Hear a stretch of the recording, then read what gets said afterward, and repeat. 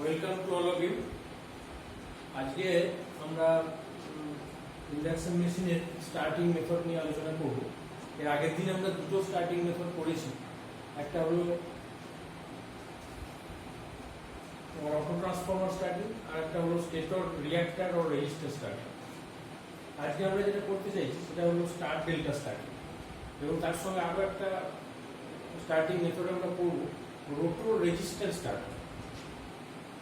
Induction মেশিনে যত starting method আছে তাদের মধ্যে সব থেকে বেশি ইউজ হয় স্টার ডেল্টা স্টার্টিং, কারণ এটা আমরা হায়ার রেটিং এর যে মোটরগুলো বা যেগুলোর রেটিং 5 কিলোওয়াটের বেশি, সেখানে আমরা এগুলোকে অ্যাটলিস্ট কানেক্ট করতে পারি। অর্থাৎ এর যে স্টার্টিং মেথড সেটা হায়ার রেটিং এর মেশিনগুলোর ক্ষেত্রে খুব সুটেবল। এখানে আমি ছবিটা এঁকে রেখেছি, তোমরা পারলে ছবিটা একটু খাতায় এঁকে দেবে। আমি তোমাদের ছবিটা প্রথমে একটু বুঝিয়ে তারপরে প্রিন্সিপাল অফ অ্যাকশনটা বলি। এখানে দেখো তিনটে ফেজ আছে, একটা হলো আর ফেজ, ওয়াই ফেজ এবং বি ফেজ, এবং এখানে তিনটে ফেজ থেকে তিনটে কানেকশন টার্মিনাল বার করা হয়েছে, এবং এখানে একটা সুইচ রাখা হয়েছে টিপিএসটি, মানে triple pole single throw. Single throw মানে যে কোনো একটা দিকে থ্রো করা যায়, দুটো দিকে থ্রো করা যায়, অর্থাৎ এরকম ভাবে টেনে দিলে সুইচ তিনটে ফেজের সঙ্গে কানেক্টেড হয়ে যায়। এবং এখান থেকে তিনটে লাইন বার করা হয়েছে। এখানে এটা হলো স্টেটর মেশিনের, ইন্ডাকশন মেশিনের এটা হলো স্টেটর পোর্শন আর এটা হলো রোটর পোর্শন। স্টেটরের যে ওয়াইন্ডিংটা আছে সেই ওয়াইন্ডিংটাকে আমরা স্টার বা ডেল্টা কানেক্টেড করিনি, আমরা এটাকে খোলা অবস্থাতে রেখেছি, অর্থাৎ এর 6টা টার্মিনাল বাইরে বার করা আছে। এবার আমরা চাইলে এটাকে স্টারেও কানেক্ট করতে পারি, আমরা ডেল্টাতেও কানেক্ট করতে পারি। এবার এখানে যে কানেকশনটা করা আছে দেখো, এখান থেকে যে তোমার ফিনিশিং এন্ড যেগুলো, প্রত্যেকটা কয়েলের যে ফিনিশিং এন্ড সেগুলোকে আমরা এনে এখানে রেখেছি। এখন সুইচটাকে যদি আমরা এদিকে টেনে দিই, এটা এখানে এই যে সুইচটা আছে এটা হলো টিপিডিটি, অর্থাৎ ট্রিপল পোল ডবল থ্রো। তার মানে আমরা এই সুইচটাকে যদি এইভাবে ইউজ করি তাহলে এই তিনটে ফিনিশিং এন্ড এখানে শর্ট হয়ে গিয়ে এটা স্টার কানেকশনে চলে যাবে, অর্থাৎ স্টেটরটা স্টার কানেক্টেড হয়ে যাবে। আর যদি আমরা এটাকে ওই দিকে থ্রো করি তাহলে তখন দেখা যাবে একটা স্টার্ট আর একটা ফিনিশ যুক্ত হয়ে এটা ডেল্টা কানেক্টেড ওয়াইন্ডিং হয়ে গেছে। অর্থাৎ আমরা এই সুইচটাকে জাস্ট অদল বদল করে আমরা এই মেশিনটাকে আইদার স্টার কানেকশনে চালাতে পারি স্টেটরটাকে, অথবা ডেল্টাতে চালাতে পারি। আর রোটরটা তো অ্যাজ ইট ইজ আছে, রোটরে কিছু কন্ট্রোল এখানে নেই, তাহলে যাবতীয় কন্ট্রোল হচ্ছে মানে সমস্তটাই স্টেটর ওয়াইন্ডিংটাকে আমরা চেঞ্জ করছি স্টার বা ডেল্টা। এটাই হচ্ছে মূল ফিজিক্স। এখন প্রথমে মেশিনটা যখন স্টার্ট করবো আমরা, তখন আমরা মেশিনটাকে স্টারে কানেক্ট করতে চাইছি। এতে সুবিধাটা কি না, তোমরা জানো যে স্টার কানেকশনে পার ফেজ যে ভোল্টেজ সেটা VL/√3, অর্থাৎ লাইন ভোল্টেজের √3 দিয়ে ভাগ হয়, তবে আমি ফেজ ভোল্টেজ পাবো। তাহলে বুঝতেই পারছো যে এই যে √3 দিয়ে তুমি ভাগ করছো, তার মানে ইনিশিয়াল যে ভোল্টেজটা তুমি প্রত্যেকটা ফেজে অ্যাপ্লাই করছো এটা তুলনামূলকভাবে কম, মানে √3 দিয়ে ডিভিশন হয়ে যাচ্ছে। তুমি যদি ডাইরেক্টলি ওটাকে ডেল্টা কানেক্টেড করে দিতে স্টার না করে, তাহলে কি হতো, ওই লাইন ভোল্টেজ যেটা আছে এই যে V1, দুটো ফেজের মধ্যে যে ভোল্টেজ আছে লাইন ভোল্টেজ, সেই ভোল্টেজটা এখানে প্রত্যেকটা ফেজে অ্যাপ্লাই হয়ে যেত, কারণ ডেল্টা কানেকশনে তো তোমার লাইন ভোল্টেজ আর ফেজ ভোল্টেজ সেম। তার মানে আমরা যদি মেশিনটাকে ডেল্টা কানেক্টেড করে রেখে ডল স্টার্টিং এর মতো করে সরাসরি আমরা লাইনে কানেক্ট করে দিতাম, তাহলে ওই লাইন ভোল্টেজটাই প্রত্যেক ফেজে এখানে অ্যাপ্লাই হয়ে যেত। এই জায়গাটা নিশ্চয়ই বুঝতে পেরেছো। আমি এটা আরেকবার বলছি, তোমাদের ভালো করে শোনো। যে ধরা যাক আমরা স্টেটরটাকে ডেল্টা কানেক্টেড করলাম, পার্মানেন্টলি ডেল্টা কানেক্টেড, এবং সেই অবস্থাতে আমি একটা ডল স্টার্টার দিয়ে আমরা সেই স্টেটরটাকে লাইনের সঙ্গে কানেক্ট করে দিলাম ডাইরেক্ট অনলাইন। তাহলে কি হতো, তাহলে হতো যে এখানে যে প্রত্যেকটা দুটো ফেজের মধ্যে যে ভোল্টেজ, অর্থাৎ লাইন ভোল্টেজ যেটা আছে, সেই ভোল্টেজটা এই ডেল্টা কানেক্টেড স্টেটরের প্রত্যেক ফেজে অ্যাপ্লাই হয়ে যেত, কারণ ডেল্টা কানেকশনে লাইন ভোল্টেজ আর ফেজ ভোল্টেজ সেম। তাহলে এখানে যে লাইন ভোল্টেজ এখানে সেটা ফেজ ভোল্টেজ আকারে ইনপুট হিসেবে আসতো। সেক্ষেত্রে যে ভোল্টেজটা তুমি পেতে আর এখন এটাকে স্টারে কানেক্ট করাতে তুমি যে ভোল্টেজ পেলে, এই দুটোর মধ্যে একটা ডিফারেন্স আছে। স্টারে কানেকশন করাতে কি হলো না, পার ফেজ ভোল্টেজটা √3 দিয়ে ভাগ হয়ে গেল। এই যে ভোল্টেজটাকে তুমি প্রথমে কমিয়ে দিলে, √3 টাইমস ডিভিশন করে দিলে, তাহলে কি হলো, কারেন্টটা অটোমেটিক্যালি কমে গেল। আমার স্টার্টারের মূল উদ্দেশ্যটা কি, স্টার্টারের মূল উদ্দেশ্য স্টার্টিং কারেন্টটাকে কন্ট্রোল করা মানে রিডিউস করা। তাহলে আমরা ভোল্টেজ কন্ট্রোলের মাধ্যমে সেই পারপাসটা সার্ভ করতে পারলাম। ভোল্টেজটাকে যদি আমি √3 দিয়ে ভাগ করি, অটোমেটিক্যালি কারেন্টটাও √3 দিয়ে ভাগ হয়ে যাবে। তাহলে স্টার ডেল্টা স্টার্টারে প্রথমে মেশিনটাকে আমি কিসে রান করাবো, স্টারে রান করাবো, অর্থাৎ স্টেটর কানেকশনটাকে আমি স্টার কানেক্টেড করবো, দিয়ে আমি স্টার্টিং কারেন্টটাকে রুট 3 দিয়ে ডিবি সেট করবো। তাহলে স্টার্টিং কারেন্টটা প্রথমে কন্ট্রোল হয়ে গেল, কারেন্টটা অনেকটাই কমে গেল। এবং এরপরে যখন মেশিন আস্তে আস্তে অ্যাক্সিলারেট করবে, মেশিনের স্পিড যখন ধরো মোটামুটি ভাবে 80% বা 90% অফ দ্য রেটেড স্পিড উঠে যাবে, সেই সময় আমি এটাকে এই সুইচটাকে জাস্ট ইন্টারচেঞ্জ করবো। তাহলে কি হবে, একটা খুব অল্প সময়ের জন্য দেখা যাবে যে সুইচটা এখানেও কানেক্টেড নেই, ওখানেও কানেক্টেড নেই। তুমি বলবে তাহলে তো স্টেটরটা সে সময় কোনো ভোল্টেজই পাবে না, পাক কোনো ক্ষতি নেই। কিন্তু মেশিনের তো একটা অ্যাক্সিলারেশন আছে, একটা গতিজাড্য আছে, মেশিন কিন্তু সেই গতিজাড্যের ফলে ঘুরতে থাকে।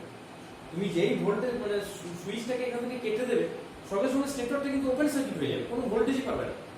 কিন্তু তাতে অসুবিধা নেই, অসুবিধা নেই এই কারণে যে আমার মেশিনের যে গতিজাড্য তার ফলে কিন্তু মেশিনটা ঘুরতে থাকে। এবার যখন তুমি ওটাকে ডেল্টায় কানেক্টেড করবে, তখন ওটা আবার ভোল্টেজ পাবে, এবং ভোল্টেজ পাওয়ার ফলে ও কিন্তু ডেল্টা কানেক্টেড মেশিন হিসেবে তখন ঘুরবে। ডেল্টা কানেক্টেড মেশিন মানে বুঝতে পারছো, তখন ফুল ভোল্টেজটা পেয়ে যাবে, তখন কিন্তু ও আস্তে আস্তে টর্কটাকে ডেভেলপ করবে। তাহলে আমরা এর মূল উদ্দেশ্যটা কি, এই স্টার্টারের মূল উদ্দেশ্য হচ্ছে যে at the initial time when you are just switching on, you are running the machine as a star connected stator, and when the machine attains at least 80% to 90% of its rated speed, then you have to switch over from start to date, and full rated voltage will be applied in each phase. So that is the main physics. তার মানে প্রথমে আমরা starting কারেন্টটাকে control করলাম by reducing the voltage in star connection, and when the machine is in running condition, full running condition, then we are switching on the delta connection. মানে আমরা যা সুইচটাকে interchange করে দিচ্ছি ডেল্টা কানেকশন, তাতে ফুল voltage পেয়ে যাচ্ছে, এবং তারপর থেকে ওর মেশিনের যে টর্ক তৈরি করা সেটা করছে। তাহলে আমরা একটা বলতে পারি যে স্টার কানেকশন স্টেটরে, স্টার কানেক্টেড স্টেটরে যে স্টার্টিং কারেন্ট আমরা পেলাম, আর এটাকে যদি আমরা ডেল্টা কানেক্টেড স্টেটরে স্টার্টিং কারেন্টটা যেটা পেতাম, এই দুটোর মধ্যে যদি আমরা তুলনা করি, তাহলে এটা হচ্ছে 1/√3 টাইমস। তাহলে আমরা এরকম, তুমি খাতায় লিখে নাও এরকম ভাবে যে starting current IST, starting current in star connected stator, starting current in star connected stator by starting current in delta connected stator with DOL starter. মানে ডেল্টা রেখে যদি আমি ডল স্টার্টারে কানেক্টেড করে দিতাম, তাহলে যে স্টার্টিং কারেন্ট পেতাম তার তুলনায় এখন যেটা করেছি আমি স্টার কানেক্টেড স্টেটর, এই রেশিওটা হচ্ছে 1/√3। তার মানে মোটামুটি ভাবে 0.58 মতো। তার মানে কারেন্টটা অনেকটাই কমে গেছে। 0.58 মানে কি, জাস্ট হাফের থেকে একটু বেশি, অনেকটাই কারেন্ট কমে গেছে। আর একটা তোমরা জানো যে টর্কের ইকুয়েশন, যে TST বাই TSC সমান হচ্ছে IST বাই ISC তার হোল স্কয়ার। এই ফর্মুলাটা তোমরা এর আগে স্টার্টার কানেকশনগুলোতে তোমরা শিখেছো। তাহলে যেহেতু এটা 1/3, তার মানে 1/3 1/√3, তার মানে তার স্কয়ার মানে 1/3। তার মানে স্টার্টিং কারেন্টটা, এই স্টার্টিং টর্কটা, সেটা কিন্তু তোমার ডল স্টার্টারে যে টর্কটা পেয়েছিলে তুমি তার 1/3। তার মানে কারেন্ট যেমন কমেছে, এট দ্য সেম টাইম টর্কটাও কিন্তু কমেছে, স্টার্টিং টর্কও কিন্তু অনেকটা রিডিউস হয়ে গেছে। কারেন্টটা কতটা কমেছে, 1/√3 টাইমস, আর টর্কটা কতটা কমেছে, তার স্কয়ার রেট, অর্থাৎ 1/3, মানে 1/3। তার মানে তুমি যদি ডল স্টার্টারে কানেক্টেড করে এটাকে ডেল্টা কানেক্টেড স্টেটরে আকারে রেখে যদি ডল স্টার্টারে কানেক্টেড করে দিই, তাহলে যে স্টার্টিং টর্কটা তুমি পেতে, এখন স্টারে কানেক্টেড করে তুমি যে স্টার্টিং টর্কটা পাচ্ছ, এই দুটো রেশিও যদি করো তুমি, তাহলে দেখা যাবে যে স্টার কানেক্টেড স্টার্টারের ক্ষেত্রে টর্কটা অনেকটাই কম, প্রায় 1/3। তাহলে এই জিনিসগুলো তোমরা খাতায় লিখে নেবে। This is the theory portion actually. তাহলে আমরা এখান থেকে কি সিদ্ধান্তে পৌঁছতে পারলাম, যে আমরা যদি এই এত কিছু না করে আমরা যদি এটাকে একটা অটো ট্রান্সফরমার স্টার্টার দিয়ে মুভ করা, তাহলে কি হবে? তাহলে আমাকে ওই অটো ট্রান্সফরমারের ওই অ্যাডজাস্টমেন্টটা কোনখানে রাখতে হবে। মানে আমি তো অটো ট্রান্সফরমারে কি করছিলাম, আমরা তো একটা জকি দিয়ে এরকম ভ্যারি করছিলাম, নাম্বার অফ টার্নটা ভ্যারি করছিলাম। তো নাম্বার অফ টার্নটা কোনখানে রাখলে এখানে যা হচ্ছে ওখানেও তাই হতো, মানে দুটোই সেম হতো। অটো ট্রান্সফরমার স্টার্টারের সঙ্গে যদি আমি একটু তুলনা করি, তাহলে কি করলে আমার ব্যাপারটা একই রকম হতো। আমরা যদি অটো ট্রান্সফরমারের নাম্বার অফ টার্নটাকে 58% রাখতাম, এই যে দেখো 0.58 মানে 58%। তার মানে আমি যদি ফুল নাম্বার অফ টার্ন না নিয়ে আমরা যদি মোটামুটি একটা 58% নিতাম, ফুল 100% না নিয়ে, তাহলে যে স্টার্টিং মেথডটা আমরা পেতাম আর এখানে যেটা পাচ্ছি প্রায় প্র্যাকটিক্যালি সেম। তার মানে তুমি স্টার্ট ডেল্টা স্টার্টার মেথড যদি একবারই করতে না পারো, ধরা যাক তোমার সেই অ্যারেঞ্জমেন্ট নেই বা এই সুইচগুলো নেই বা তুমি অ্যারেঞ্জমেন্টটা ঠিক করতে পারছো, তোমার কাছে auto transformer available, 3 phase auto transformer available, তাহলে তুমি এই একই জিনিস করতে পারবে ওই অটো ট্রান্সফর্মার দিয়ে। সেই ক্ষেত্রে তোমাকে অটো ট্রান্সফর্মারে যে নাম্বার অফ টার্নটা সিলেক্ট করবে তুমি প্রত্যেকটা ফেজে, সেটা তোমাকে 58% রাখতে হবে, তাহলে তুমি সেম জিনিস পাবে, একদম সেম। তারপর মেশিন যখন ঘুরতে শুরু করবে তখন 58টাকে তুমি বাড়িয়ে 100% করে দাও, তখন ফুল ভোল্টেজও পেয়ে যাবে। তাহলে নিশ্চয়ই ব্যাপারটা বুঝতে পেরেছো যে কেন আমি বলতে চাইছি যে যদি এইগুলো করা না যায়, যদি দেখা যায় যে তোমার কাছে স্টার ডেল্টা স্টার্টার নেই, অথচ তোমাকে এটাকে স্টার ডেল্টা স্টার্টারের মতো করে ইন্ডাকশন মোটরটাকে রান করাতে হবে, তাহলে তুমি একটা 3 ফেজ ভ্যারিয়ার যদি তোমার কাছে থাকে, তাহলে তুমি সিমিলারলি এই কাজটা করতে পারো বাই দ্যাট ভ্যারিয়ার। সেক্ষেত্রে নাম্বার অফ টার্নের অ্যাডজাস্টমেন্টটা 58% থাকে। এটা কিন্তু অনেক সময় মানে ইন্টারভিউতেও ধরে, প্লাস তোমাদের যেসব চাকরির পরীক্ষাগুলো হয় সেখানে রিটেন টেস্ট যে শর্ট কোশ্চেনগুলো আসে সেখানে এই কোশ্চেনটা দেয়। এটা খুব একটা পপুলার কোশ্চেন যে আমরা যদি স্টার ডেল্টা স্টার্টার না থাকে আমার হাতের কাছে, আমার কাছে যদি অটো ট্রান্সফর্মার স্টার্টার দিয়ে ওই একই ফাংশন আমাকে করতে হয়, তাহলে আমাকে নাম্বার অফ টার্নের সেটিংটাকে কোনখানে রাখতে হবে, সেটা হচ্ছে 58% of the total number of turn. এটা হচ্ছে স্টার্টিং এ রাখলাম। এবার যদি মেশিন ঘুরতে শুরু করে, স্পিড মোটামুটি 80% উঠে যায়, তখন আর 58% রাখার দরকার নেই, তখন আমি ওটাকে 100% করবো, তখন ফুল ভোল্টেজ পেয়ে যাবো। তাহলে এই জায়গাটা তোমরা ভালো করে দেখে নাও। এখানে যেটা মেন জিনিস ছবিটা যদি ঠিক করে রাখতে পারো তাহলে বাকিটা কিছু নেই, বাকিটা সোজা। এরপরেও যদি কিছু কোনো জায়গায় অসুবিধা থাকে আমি বলবো, আমি আবার বলে দেবো। তাহলে এই স্টার ডেল্টা স্টার্টারটা আমরা করে ফেলি। এরপরে আর একটা স্টার্টার তোমাদের করতে হবে, সেটা হলো রোটর রেজিস্ট্যান্স স্টার্টার। এই রোটর রেজিস্ট্যান্স স্টার্টার ব্যাপারটা কি? রোটর রেজিস্ট্যান্স মানে কি? রোটরে তুমি রেজিস্ট্যান্সটাকে ভ্যারি করাতে চাইছো। তো রোটরের রেজিস্ট্যান্স ভ্যারি কোথায় তুমি করতে পারো? তুমি তো স্কুইরাল কেজ মেশিনে করতে পারবে না, কারণ স্কুইরাল কেজ মেশিনে অলরেডি রোটর বারগুলো এন রিং দিয়ে শর্ট সার্কিটেড। সেক্ষেত্রে বাইরে থেকে কোনো রেজিস্ট্যান্স অ্যাড করা বা রেজিস্ট্যান্স কেটে নেওয়া এই কোনো সুযোগ তোমার কাছে নেই। তার মানে রোটরটা তোমার কাছে একেবারে আউট অফ রিচ। তার মানে তুমি কোনোভাবেই রোটরকে কন্ট্রোল করতে পারবে না in case of squirrel cage induction motor. কিন্তু in case of slip ring induction motor you can manage, you can control the rotor resistance externally. এটা তোমরা দেখেছো, এবং সেখানে কিভাবে রোটর রেজিস্ট্যান্স কানেক্ট করা হয় এগুলো আমি আগে তোমাদের করিয়েছি। যে এরকম রোটর যে ওয়াইন্ডিংটা থাকে, ধরো রোটরে আমি ধরলাম স্টার কানেক্টেড ওয়াইন্ডিং আছে, মাঝখান দিয়ে এরকম স্যাপ চলে গেছে, এই স্যাপটের উপরে এরকম স্লিপ রিং বসানো থাকে, কপারের 3টে রিং 3টে ফেজের জন্য বসানো থাকে with insulated condition from the স্যাপটের থেকে ইনসুলেটেড আকারে এই 3টে স্লিপ রিংকে স্যাপটের উপরে মাউন্ট করা হয়, এবং এই 3টে ফেজ এসে এখানে কানেক্টেড হয়েছে, আর ওয়াই এবং বি। এই 3টে ফেজ 3টে স্লিপ রিং এ এরকম ভাবে কানেক্টেড থাকে। এবার বাইরে থেকে তুমি যদি রেজিস্ট্যান্স অ্যাড করো, সেটাকেও তুমি এরকম স্টারে রাখবে, এবং প্রত্যেকটা রেজিস্ট্যান্সের ভ্যালু ধরো সেম। আর এটাকে তুমি ভ্যারি করাতে পারো, চাইলে প্রত্যেকটা রেজিস্ট্যান্সকে তুমি একইভাবে ভ্যারি করাতে পারো। দিয়ে এবার তুমি প্রত্যেকটা ফেজকে ধরো ব্রাশের সাহায্যে, এটা তো আসলে এটা তো স্ট্যাটিক বডি আর এটা রোটেটিং বডি, মানে এটা একটা স্পিডে ঘুরছে, তাহলে এখানে তোমাকে ব্রাশ সেট করতে হবে। তাহলে প্রত্যেকটা স্লিপ রিং এর উপর ব্রাশ দিয়ে তুমি এরকম ভাবে কানেক্ট করতে পারো, ব্রাশ দিয়ে তুমি এরকম ভাবে সেট করতে পারো, দিয়ে এইভাবে এক্সটার্নাল রেজিস্ট্যান্স তোমরা লাগাতে পারো। তাহলে এই যে প্রত্যেকটা রেজিস্ট্যান্স তোমরা লাগালে এগুলো আসলে কার সঙ্গে অ্যাড হবে? এটা তো রোটরের যে রেজিস্ট্যান্স আছে পার ফেজে তার সঙ্গে এটা অ্যাড হয়ে যাবে। তার মানে অ্যাকচুয়ালি R2 বলে যে রেজিস্ট্যান্সটা, যেটা তোমরা ইকুইভ্যালেন্ট সার্কিটে পড়েছিলে, মনে করার চেষ্টা করে দেখো, R2 ড্যাশ যেটা, তার মানে rotor resistance referred to stator, এই ভ্যালুটা বেড়ে যাবে। তার মানে যখনই তুমি বাইরে থেকে রেজিস্ট্যান্স কানেক্ট করবে তখনই কিন্তু এই রোটর রেজিস্ট্যান্সটা বেড়ে যাবে। রোটর রেজিস্ট্যান্স বেড়ে গেলে সেটাকে যদি তুমি স্টেটরে রেফার করো, তাহলে সেই ভ্যালুটাও বেড়ে যাবে অটোমেটিক্যালি। তোমার টোটাল মোটরের ইম্পিডেন্সটাই তো বেড়ে যাচ্ছে। বেড়ে গেলে কি হবে? কারেন্ট কন্ট্রোল হবে। এইভাবেও তুমি কারেন্ট কন্ট্রোল করতে পারো।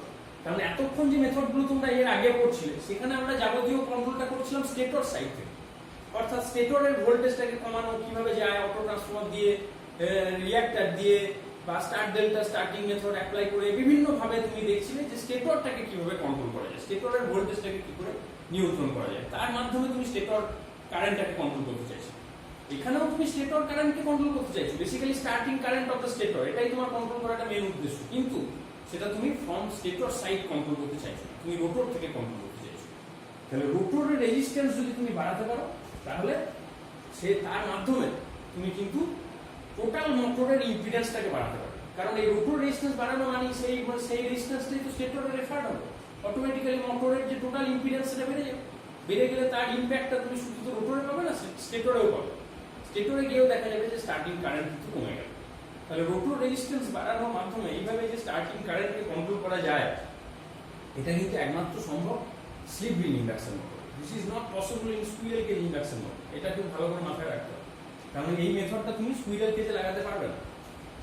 আর এই মেথডটা তুমি যদি তোমাকে কেউ প্রশ্ন করে যে এই মেথডটা আমি স্লিপ রিং এ করতে যাবো কেন, আমার কাছে তো অটো ট্রান্সফরমার আছে, আমার কাছে তো স্টার্ট ডেল্টা স্টার্টার আছে, সেই সব দিয়ে আমি স্টেটর কন্ট্রোল করবো, কেন আমি রোটরে কন্ট্রোল করতে আসবো? এটা এই স্লিপ রিং এর ক্ষেত্রে এই মেথডটা কিন্তু ভালো এই কারণে যে এখানে তুমি আর একটা অ্যাডভান্টেজ পেয়ে যাচ্ছ। স্টার্টিং কারেন্ট তো কন্ট্রোল হচ্ছে, অ্যাট দ্য সেম টাইম বাইরে থেকে রেজিস্ট্যান্স গুলো লাগানোর ফলে স্টার্টিং টর্কটা ইমপ্রুভ হচ্ছে। এটা কিন্তু তুমি ওই অটো ট্রান্সফরমার দিয়ে করতে পারবে। অটো ট্রান্সফরমার দিয়ে তুমি ভোল্টেজ কন্ট্রোল করতে পারবে, স্টেটরের ভোল্টেজকে কন্ট্রোল করে স্টেটর কারেন্টকে তুমি কন্ট্রোল করতে পারবে, কিন্তু স্টার্টিং টর্ক তুমি বাড়াতে পারবে না, বরং স্টার্টিং টর্কটা কমে যাবে। ওই যে ভোল্টেজটা তুমি কমিয়ে দিলে, যার ফলে স্টার্টিং টর্ক কিন্তু রিডিউস করে যাবে। কিন্তু এখানে তা হবে না। এটা কেন বেটার মেথড আমি বলছি, সেটার কারণ হচ্ছে যে তুমি এই বাইরে থেকে রোটর রেজিস্ট্যান্স অ্যাপ্লাই করে তুমি কিন্তু স্টার্টিং টর্কটাকে ইমপ্রুভ করতে পারো, আরো বাড়াতে পারো। এটা তুমি আগে পড়েছো, জানো তুমি। তাহলে এই মেথডটা কেন বেটার নিশ্চয়ই তোমাকে ধরলে তুমি বলতে পারবে। তাহলে এই হলো তোমার স্টার্টিং মেথড। তাহলে আমরা কত রকম স্টার্টিং মেথড পড়লাম। এর আগে আমরা 4 ধরনের স্টার্টিং মেথড পড়েছিলাম ফ্রম স্টেটর সাইড, আর আজকে একটা এক্সট্রা আমরা পড়লাম, সেটা হলো রোটর সাইড থেকে, যেটা শুধুমাত্র স্লিপ রিং এর ক্ষেত্রে অ্যাপ্লিকেবল। তাহলে এই সমস্ত স্টার্টিং মেথডগুলো তোমরা বাড়িতে একটু প্র্যাকটিস করো। প্র্যাকটিস করা বলতে দুটো জিনিস, একটা হচ্ছে যে কারেন্টের কি পরিবর্তন হচ্ছে, অর্থাৎ আইএসটি বাই আইএসসি এই রেশিওটা বিভিন্ন স্টার্টারের ক্ষেত্রে কিরকম, এটা একটা বিচার্য বিষয়। আর একটা হচ্ছে যে টর্কের ওপর কি প্রভাব পড়ছে, টিএসটি বাই টিএসসি এই রেশিওটা কোথায় কি থাকছে, ডল স্টার্টারে কি কেমন থাকে, অটো ট্রান্সফরমারে কেমন থাকে, এই জিনিসগুলো তোমরা পড়ো। তাহলে তোমাদের একটা বাড়িতে আমি হোম টাস্ক দিচ্ছি যে প্রত্যেকটা স্টার্টারে একটা ছক করো, doll starter, auto transformer starter, stator reactor starter, start delta starter, এরকম করে একটা ছক করবে। ছক করে তুমি আইএসটি বাই আইএসসি এই রেশিওটা কার ক্ষেত্রে কত, এইটা তুমি একটা ছকের আকারে লিখবে। আর টিএসটি বাই টিএসসি এই রেশিওটা কার ক্ষেত্রে কত, এটা ছকের আকারে লিখবে। এইটা যদি তোমার কাছে, এই ছকটা যদি তোমার মাথার মধ্যে গাঁথা থাকে, তাহলে কিন্তু সমস্ত বিষয়টা জলের মধ্যে পরিষ্কার হয়ে যাবে। সেই জন্য স্টার্টার করতে গেলে বা স্টার্টিং মেথড সম্বন্ধে ডিটেল আইডিয়া করতে গেলে তোমাকে কিন্তু এই বিষয়টা ভালো করে জানতে হবে। আজকে এটুকুই থাক, এইগুলো ভালো করে বাড়িতে করে আসবে। আমি তোমাদের নেক্সট দিন যেটা করাবো সেটা হলো speed control. This is very important topic, যে ইন্ডাকশন মোটরের স্পিডকে কিভাবে কন্ট্রোল করা যায়, হাউ মেনি মেথডস আর দেয়ার, সেইগুলো আমি নেক্সট দিন ডিসকাস করব। অনেক মেথডস আছে, ভেরিয়াস টাইপস অফ মেথড, এবং প্রতিদিন নতুন নতুন টেকনোলজি বেরোচ্ছে, সেই নতুন টেকনোলজি কীভাবে স্পিডকে কন্ট্রোল করা যায় মোটামুটিভাবে যতটা সম্ভব তোমাদের সিলেবাসের মধ্যে যেটুকু আছে আমি বলার চেষ্টা করবো। কিন্তু induction motor is a very large topic, এটা মনে রাখতে হবে। বহু মেথড আছে যেগুলো কিন্তু সিলেবাসে তোমাদের নেই, সেই জায়গাগুলোতে আমি এখন এই মুহূর্তে যেতে পারবো। কিন্তু ইন্ডাকশন মোটর এই যে তোমরা পড়লে, এরপরে আমি বলবো যে পড়াটা শেষ হয়ে গেল না, পড়াটা বরং শুরু হলো। তুমি যদি হায়ার স্টাডি করো বা তোমার যদি ইন্টারেস্ট থাকে, তুমি যদি একটু হায়ার বই পড়ো, তাহলে দেখবে যে এইখান থেকে পড়াটা স্টার্ট করো। এরপরে বহু জিনিস আছে শেখা, যেগুলো কিন্তু একটা ম্যাসিভ, একটা সমুদ্র বলতে পারো। স্পিড কন্ট্রোলের উপরেই তুমি মানে প্রচুর জিনিস জানতে পারবে। এখন নতুন টেকনোলজি বেরিয়েছে, ভেক্টর কন্ট্রোল বেরিয়েছে, এইসব জিনিস তোমাদের সিলেবাসে নেই। ভেক্টর কন্ট্রোল মেথড যদি কিভাবে করে ইন্ডাকশন মোটর এইসব শিখতে পারো, তাহলে দেখবে দারুণ ইন্টারেস্টিং। মেশিন খুব ইন্টারেস্টিং একটা বিষয়। যাই হোক, তোমরা এগুলো আপাতত পড়ো, ধীরে ধীরে এগুলো শেখো, তাহলেই দেখবে ওই জিনিসগুলো বুঝতে পারবে। আজকের ক্লাস এটুকুই থাক, যদি কিছু জিজ্ঞাসা থাকে আমি জিজ্ঞেস করি। Thank you.